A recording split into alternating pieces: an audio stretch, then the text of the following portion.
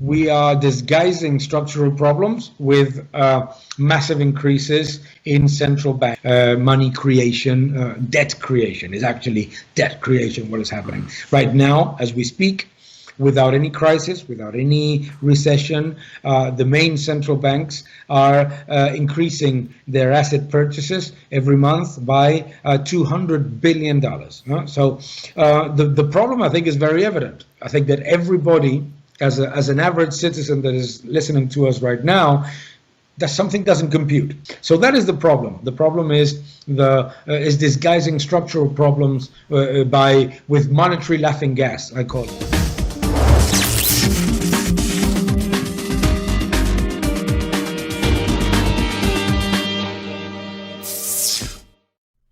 Welcome to Rethinking the Dollar. Today I'm excited to have my guest, Mr. Daniel Lacalle, a PhD economist and chief investment officer at Tressis.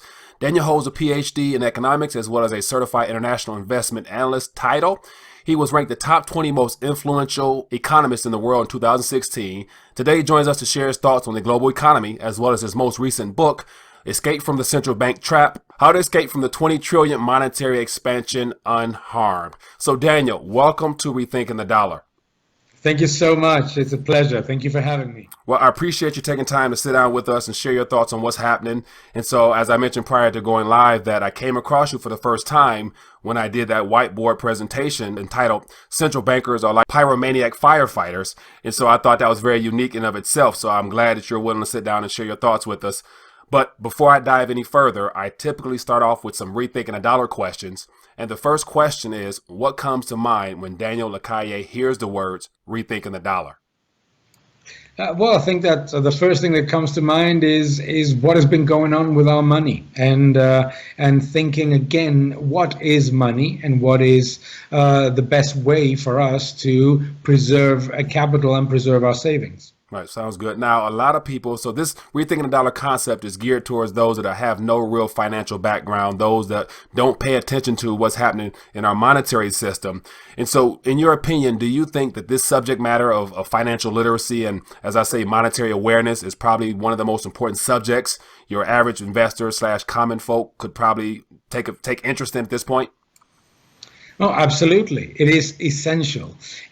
So many things that the average citizen today fails to grasp, come from monetary imbalances. They don't understand what inflation is. Inflation is a monetary imbalance. They don't understand why real wages are not going up, why the prices of some goods are going through the roof, why the stock market is soaring, and they don't perceive that the economy is doing so well. So many of those things come from monetary imbalances, and what we need to do is to do as much as we can. You and myself, anybody that has a little bit of understanding, to present to people in the clearest and simplest terms what is going on, because if not, we are doomed to make the same mistakes over and over again. Right. Very true. I do agree. Now let's talk about some of the things that's going on. And so you're an international investor. So I'm looking to find out more from a macro standpoint.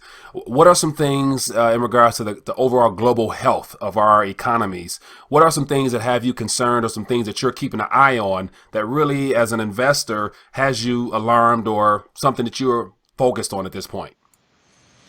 If we think about the way that the economy is behaving right now, what we're seeing is that we are seeing probably the weakest level of growth in an expansion phase. And I think that is something that the average citizen actually perceives quite strongly.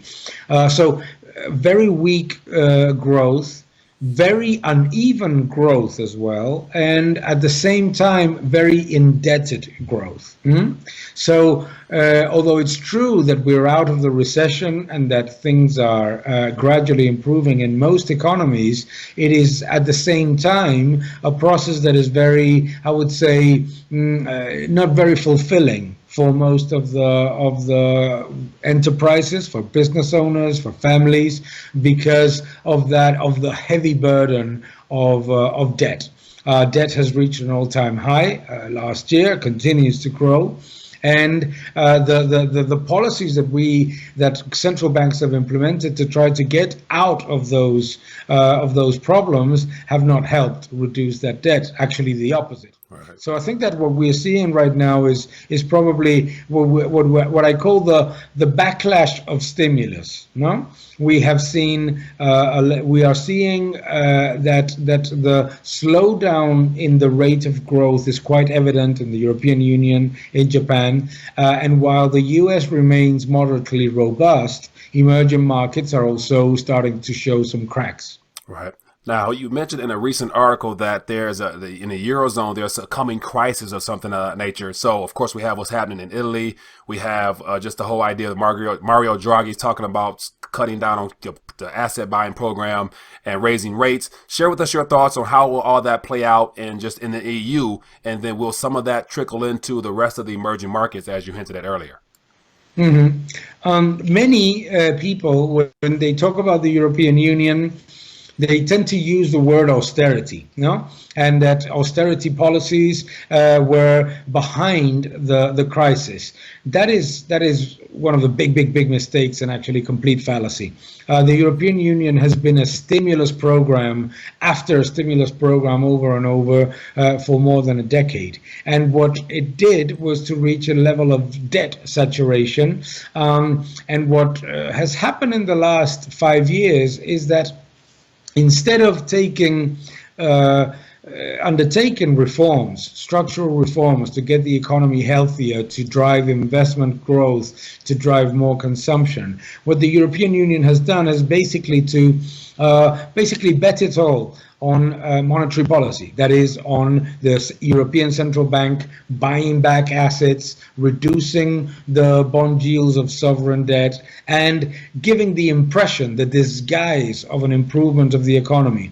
However, kicking the can further is a big mistake, because what we're facing right now is that is a big maturity wall. It's a tremendous amount of money, more than $2.5 trillion of maturities coming from governments that have not done their homework, and therefore the risks are very evident. Right. Now, you say risk. What are some of the consequences of those countries not having done their homework, as you said? Could it be a situation where, like in Italy, there's a whole push to leave the EU and things of that nature? And how would that play into currencies and whatnot, in your opinion?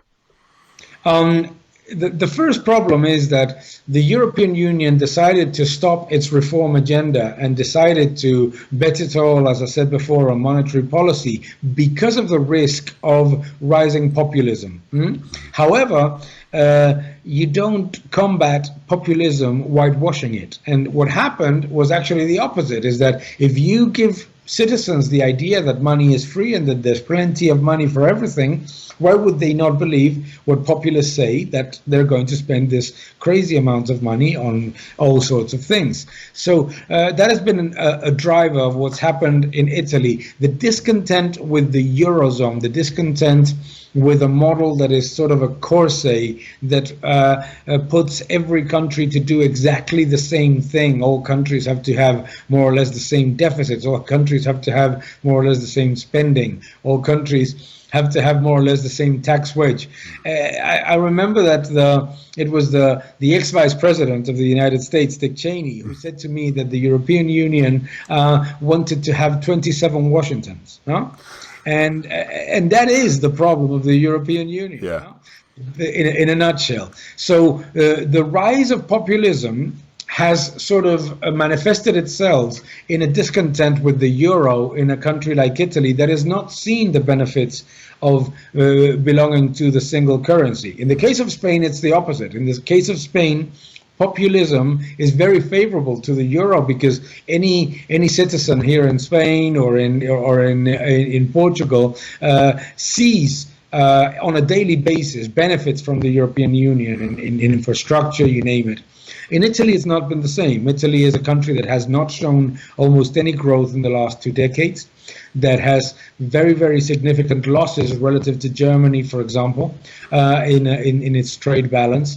And at the same time, in the sense that they have been losing the opportunity to, let's say, get out of the crisis through exporting more, and therefore the discontent with the euro is higher. And I think that that's something that we are seeing quite radically now in the new coalition, which adds the two extremes, the extreme left and the extreme right. Right. Now, you hinted at the idea of austerity. And so one thing I've noticed, and just in not really being a financial expert or guru myself, but yet I noticed a lot of the words austerity mentioned in the EU areas, and then reform mentioned in every other nation, predominantly in the Western state, assuming that they're similar, which has to do with cuts for your middle class worker and there below. And so whenever things are cut, there's usually some unhappy people on the other end. So hence what's happening with Greece and Italy. Now I want to hit towards Spain a little bit, because a lot of that discomfort on Main Street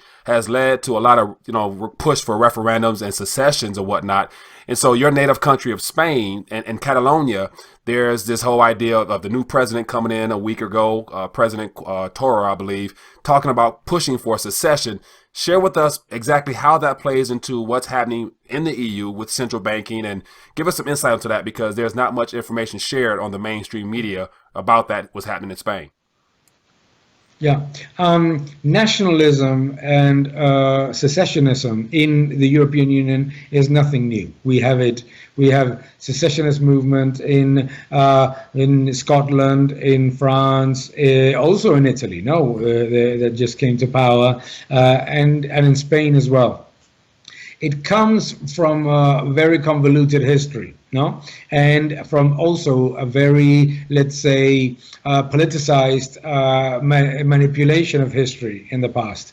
In the case of Catalonia, what I find fascinating is that the separatists want to separate themselves from Spain, but they want to remain in the European Union, in the euro, and in the eurozone. No, so I always think, what do they want to separate themselves from? No, they're not separating themselves from anything. They're not going to have independent monetary policy, independent fiscal policy. They're not going to be able to change the way in which they manage their taxes or their spending. They just want to separate themselves for I would say, in some cases, it becomes almost xenophobic type of view about the South, and it's not dissimilar to what's happened, for example, in Italy. No, I find it actually very, very ironic that you have so many separatist movements in the European Union that want to separate themselves from the country that they belonged to, but want to embrace the bureaucracy of Brussels, the increasing power of Brussels, of the centralized planners. So it's almost incoherent, I have to say, that they want to, on one side, separate themselves, and at the same time continue to belong to a European Union that will set their fiscal, their monetary, and their investment policies. All right, sounds good there. So it's just definitely, so it's an interesting perspective, because over here we never hear anything about what's happening in Spain, as well as any of the referendums. We hear a slanted side of the story, so it's good to hear it from someone who's from Spain in that area. So let's move on a little bit to emerging markets. And so you've done some articles on emerging markets, and so I follow a lot of things happening in Argentina. And so in my younger years, I lived there, so I keep in contact with people there, and a lot of things there concern me over where their economy is heading. Because, let me know if I could be wrong, but I see a lot of similarities of what's happening currently in Venezuela in regards to where Argentina could be heading down the line, based upon too much debt and them needing to borrow more debt to pay off current expenditure. So share with us your thoughts on the emerging markets in total, as well as central banking policy, the impact it's had on emerging markets as well as other countries.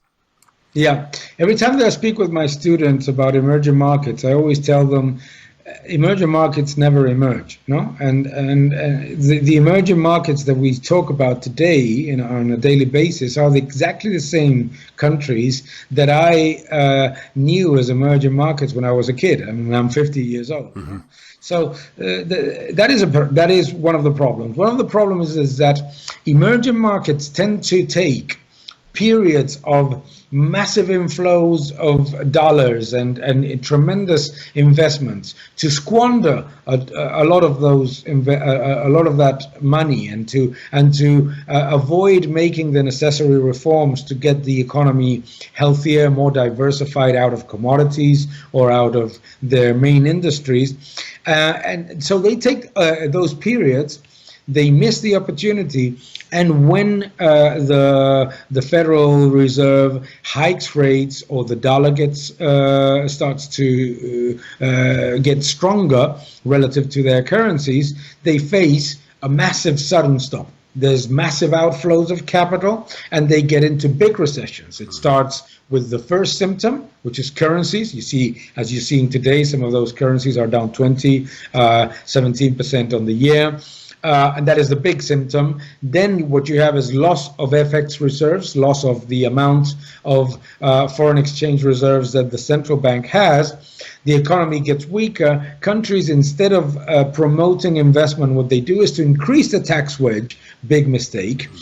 And then the imbalances rise much further, and therefore they enter rapidly from high growth to big recessions. No, what we're seeing right now in Argentina is not dissimilar actually to the mistakes that the Venezuelan economy, the Venezuelan government made. However, there is a difference. No, the big mistake of the Venezuelan government was that they, between 1999 and basically 2010, 2012, the government got used to massive increases in the oil price. No, so the Chavez regime squandered more than $350 billion of extraordinary oil revenues, and at the same time, as a socialist government, they started to make massive expropriations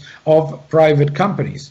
So the combination of expropriations while making the economy a lot more dependent on oil, and at the same time squandering all those oil revenues, generated this disaster that has led to, we're talking now, there's 1,000% hyperinflation, complete disaster. No, printing money for the people. This is what you hear all the time. The solution to a government that is sovereign is to hire a lot of people to the public sector, and to pay them by printing the local currency. And what ends up happening is that you enter into massive inflation and huge recessions.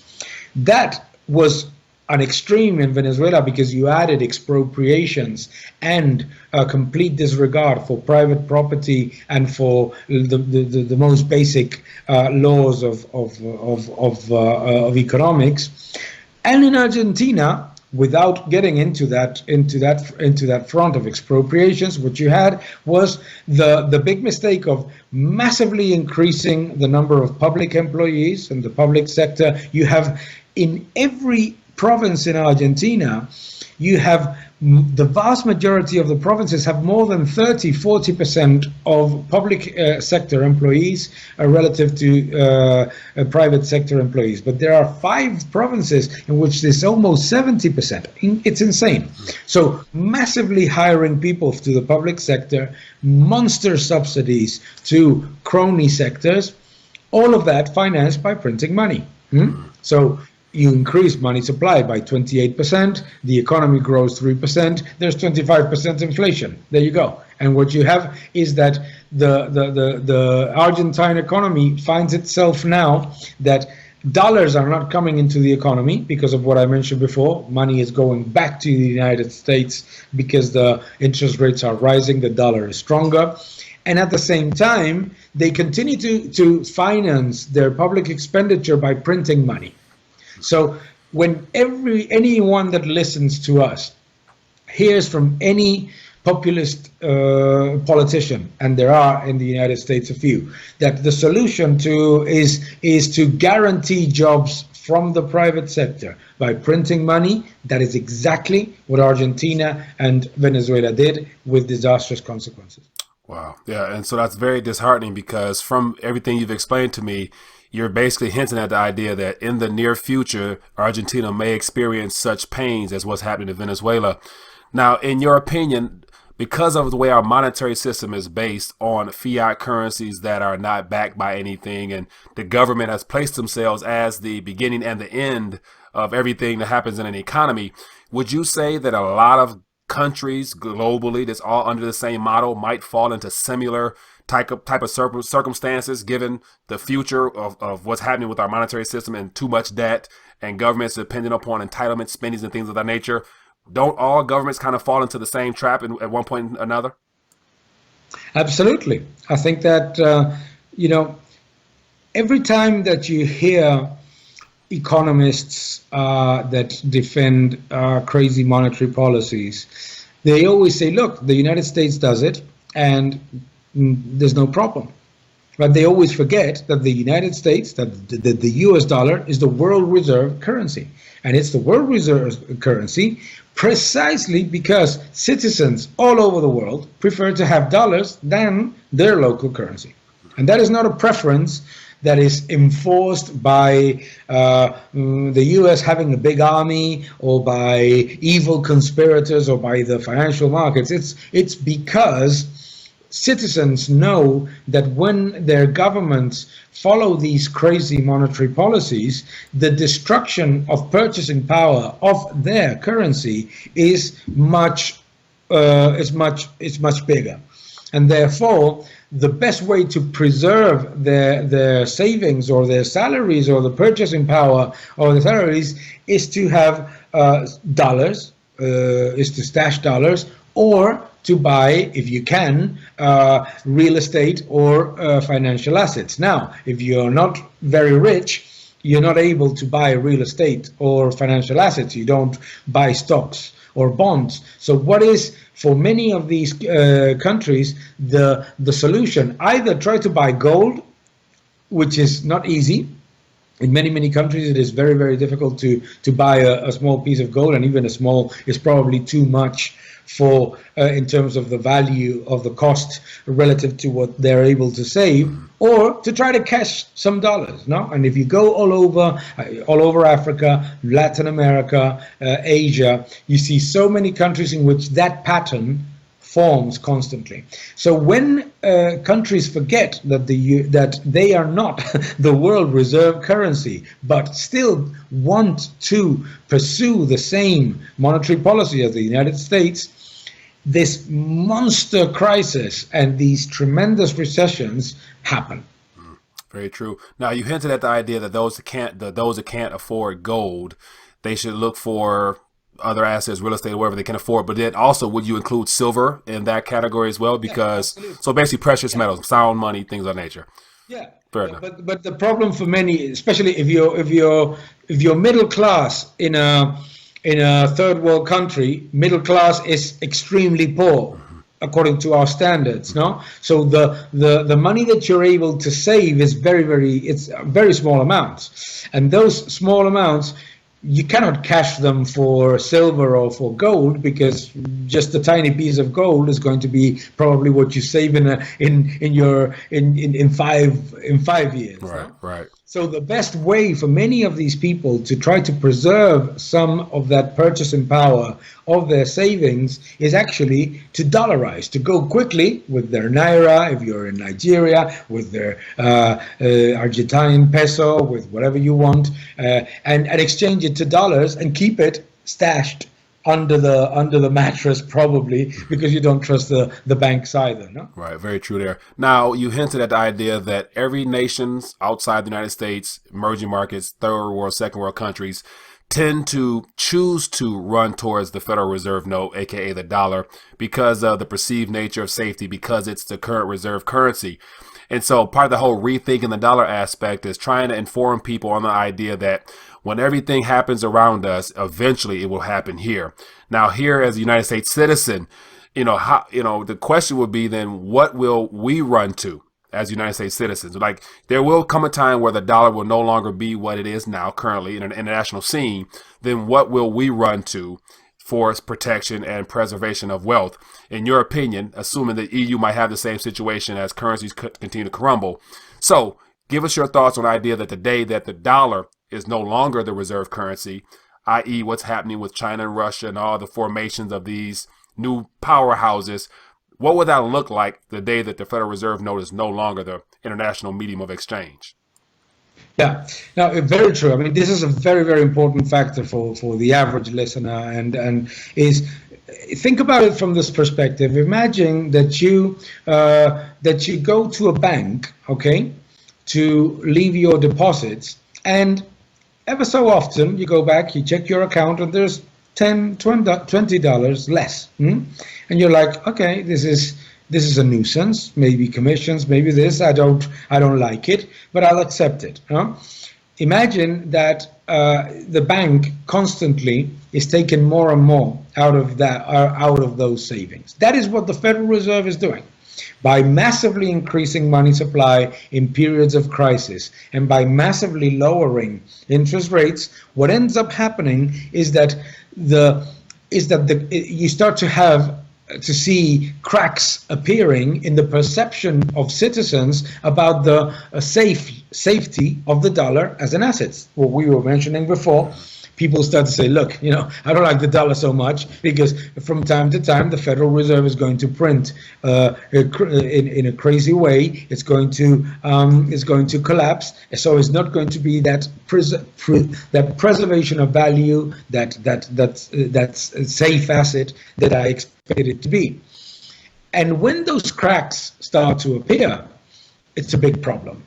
It is exactly the same problem that we saw with the Roman Empire and their coins. The coins that the Roman emperors started to add to the silver coins more and more of other materials, and people didn't want to use them anymore. So the risk that the United States is taking, and the Federal Reserve and the government, is to put in the mind of the rest of the world that it is not the safe value preservation asset that it was widely perceived to be before.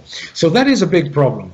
What happens then? What happens then is that you can find yourself in a situation in which when the world reserve currency stops being the world reserve currency, is that the entire system that is built on the fact that it is the world reserve currency, therefore you can enter into massive deficits because everyone is going to finance them, and you can have a lot of debt because everyone is going to finance it because they find it as an attractive asset. You don't become the lowest risk asset. Your debt is not the lowest risk asset. Second, your ability to finance your deficits is much lower. Third, you start to get into much higher inflation rates. And fourth, the whole thing collapses. No? Wow. That's why it's so important for people to diversify. And I think that there are many ways now. Obviously, we were talking silver, we were talking gold. Those are inflation hedge assets that through time, at least they don't depreciate, and definitely have that concept of preservation of value. You also have real assets when they're scarce.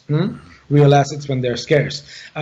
If you are a diversified portfolio manager, or you have access to financial markets, you can try to diversify through outside of the United States, or diversified equities, you name it, but that also adds a lot more volatility. So the usual pattern is that when that risk happens, precious metals tend to gain because the scarcity value adds to the inflation hedge quality of that asset. Right. Very good point. But obviously, and this is the risk that, because when you turn on the TV in the United States and you see one of these adverts that say, "Do you like gold?" No, careful, because it is not physical gold. It is a financial instrument linked to the price of gold. And remember what happened in the financial crisis, that those ETFs, those equity traded funds, massively ballooned. And the underlying fundamentals of gold or silver as a physical assets were very robust, but there was such a massive increase in the financial asset part that it ended up deflating as well with financial markets. No. Yeah, very good point there. Now, as we draw towards the end of our conversation, I have a gang of questions that I wouldn't be able to get to all in this one conversation, but I want to hint at the idea of the whole de-dollarization process that's been underway prior to the Great Recession, of which our Eastern partners, neighbors, allies, enemies, whatever the United States government choose to use, depending on the year, China and Russia, for the most part, are really beginning to ramp up a variety of programs, whether it be the BRICS, the AIIB, bilateral swap, currency swap, all those things happening. What are they preparing for? What are they doing? What do they see coming that we're not hearing about in the mainstream media? Well, obviously, what they believe is that if the Federal Reserve is going to continue to erode the purchasing power of the dollar, they have an option with their currencies to overtake the dollar as the world reserve currency. Now, what is the risk there so far? The risk there so far is that China's yuan is not dissimilar in terms of destruction of purchasing power, or at least in terms of fiat currency, massive increase of money supply led by the central bank process. Therefore, if you're an average citizen, you say the dollar, the yuan, pretty much the same. Russia, on the other hand, is a much more, let's say, contained central bank, in the sense that they hoard gold reserves. They obviously own a tremendous amount of commodities, and it is possibly, in terms of the central banks relative to money supply relative to gold reserves, etc., it is probably the most gold standard economy. However, funnily enough, its currency is very volatile, and that is not because the central bank is not probably doing the right thing. Is because the internal imbalances of the economy are much larger than what we think. Therefore, what those countries are doing is preparing themselves for the end of the dollar as the world reserve currency. The reason why I personally am very skeptical about the success is because they are preparing to do that by making the same mistakes that the Federal Reserve makes. Right. Wow. Interesting. Now, I will be remiss if I didn't ask your thoughts on the cryptocurrency sector, blockchain, and how it's being positioned as a disruptor in technology in general, but also for the banking system. So we have a variety of commercial banks looking to adopt the cryptocurrency and utilize the blockchain. What are your thoughts on that? Where is that heading? Is it here to stay? Is that also some cryptocurrencies, i.e. Bitcoin and some of the bigger market cap coins, are those considered hedges in some sense, or too speculative, or what are your thoughts on that? Yes. The way that we have to see cryptocurrencies is as startup currencies. If you read Hayek's study of the denationalization of money, the taking away the power of money from the states. I'm sorry. What that was a book you recommended? What book was that?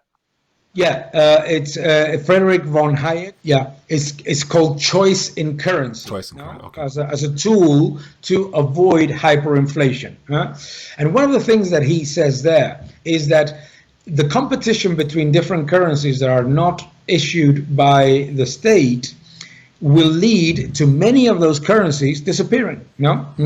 So the way that we have to look at Bitcoin and so many other cryptocurrencies as startup currencies. We don't know yet whether they're going to be of general use, whether they're going to be widely accepted, or whether they're going to be, let's say, assets that preserve value. But what is absolutely unquestionable is that cryptocurrencies and blockchain are the future.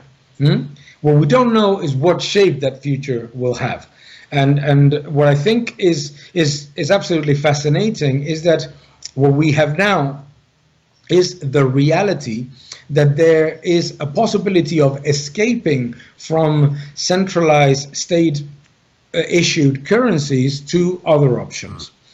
How will that manifest? I don't know. And obviously there will be volatility, because if we think about it, out of those cryptocurrencies, some of them will completely disappear, others will succeed, and we don't know which ones. Obviously, that is something that we collectively, as consumers, will decide, but we don't know. Okay, fair enough. Now let's dive last two questions on your book that was written last year, and so it has a lot to do with escaping the central bank trap. So one, give us an idea as to this trap, even though we've covered it all a lot during this interview here. And as far as some of the things you wrote in the book, explain the trap, and then you have the follow-up to that is how to escape from the 20 trillion monetary expansion unharmed. So we have the problem, we have a solution there, it sounds like. Share with the common folk on what that is, on what those things are. Exactly. Well, the problem obviously is that we are disguising structural problems with massive increases in central bank money creation. Debt creation is actually debt creation, what is happening right now as we speak. Without any crisis, without any recession, the main central banks are increasing their asset purchases every month by $200 billion. So the problem, I think, is very evident. I think that everybody, as an average citizen that is listening to us right now, that something doesn't compute. No. You go to the bank, interest rates are too low, yet you don't see that the risk of borrowing money has decreased. You see actually that risks are very, very relevant. So people understand that something is going on. So that is the problem. The problem is disguising structural problems with monetary laughing gas, I call it. The solution is obviously to basically avoid all the traps that this policy leads you to. So basically, lowering interest rates is basically telling you take more debt, take more debt, take more debt. It's like a siren telling you take more debt. Yeah. No? Increasing money supply is telling you take more risk, buy very, very aggressive assets because everything will go up. So the first thing is not to do it, no, and I call it an investing in what I call the renegade sectors. Now, the sectors that don't use high liquidity to get into bigger traps, but use it to strengthen themselves, and there are many. And there's a combination of investing in equities if you can. A combination of secure bonds that are sort of shielded from inflation changes, and a combination of cryptocurrencies, gold and silver, so precious metal. So obviously, if you buy the book, it's going to be much more detailed, but it's about diversification into all those assets that are, let's say, safely away from the risks of bubbles bursting. Right, bubbles bursting. And so, with that being the case, Daniel Lacalle, I appreciate you sitting down with us on Rethinking the Dollar, sharing your thoughts, and definitely all the information for your book will be linked below this video so people can find out more about that and where to get it from. Now, on a last note here, is there what methods can people find your work, stay in contact with what you have going on, and be a blessing to what you have going on, and more of your educational resources? Mm-hmm. You have all my articles and subscription to my newsletter and everything in my website. It's DLACALLE.com. There's an English and a Spanish if you want. And also on Twitter, I'm at DLACALLE_IA. and I'm also on LinkedIn, Daniel Lacalle, and it's not difficult to find me. Actually, you have a YouTube channel, you have a website, you have numerous ways of getting in contact with me, and I'd love to continue the conversation with any one of our followers. Sounds good. Well, Daniel, thank you once again for joining us on Rethinking the Dollar. Enjoy the rest of your day. I look forward to continue to follow your work, as well as to just keep my eye out for any possible whiteboard presentations I can put together again. So I really enjoyed that. So thank you for your time, and look forward to continue to follow your work. Thank you. Thank you so much. Thanks for having me. Always a pleasure. Same here. Have a good Thank one. you.